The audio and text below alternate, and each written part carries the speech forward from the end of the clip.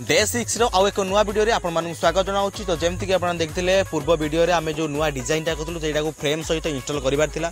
तो फाइनली सेटा बहुत हाइट हेतला, हाइट भीतर मध्ये हमकु सेटा को इंस्टॉल करिवार थिला काहे ना जतले फ्रेम टा डिजाइन टा बने जाईछि सेटा को आमे लगेवार थिला काहे ना सब मेंबर मानकर पसंद थिला। हम अर्जुन केट समस्त मेंबर मानक द्वारा सेटा पसंद थिला नै आमे डिजाइन टा आज नुआ करिवा।